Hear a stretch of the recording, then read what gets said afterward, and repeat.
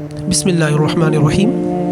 غسل کرنے کا طریقہ: پہلے دونوں ہاتھ دھوئے جائیں، پھر بائیں ہاتھ کے ساتھ اپنی شرمگاہ کو اچھی طرح دھونا چاہیے۔ بعد میں ہاتھ پاک مٹی یا صابن وغیرہ سے صاف کریں۔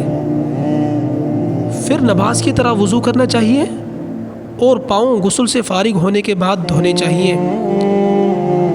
وضو کرنے کے بعد اپنے سر کے بالوں میں خلال کریں، وہ اس طرح کہ ہاتھوں کی انگلیاں تر کر لے۔ دائیں ہاتھ سے سر کے بائیں جانب اور بائیں ہاتھ سے سر کے بائیں جانب بالوں میں انگلیاں پھیریں اور بالوں کی جڑوں کو نہایت عمدہ طریقہ سے تر کریں۔ پھر 3 چلو پانی بھر کر سر پر ڈالیں، پھر باقی سارے جسم پر پانی بہائیں، آخر میں پاؤں دھوئیں۔ غسل دائیں طرف سے شروع کریں۔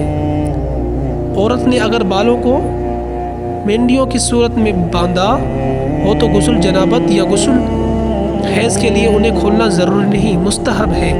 صرف اتنا بھی کافی ہے کہ عورت اپنے سر پر 3 چلو پانی ڈال لے، چپ کر اور ستر ڈھانپ کر غسل کریں۔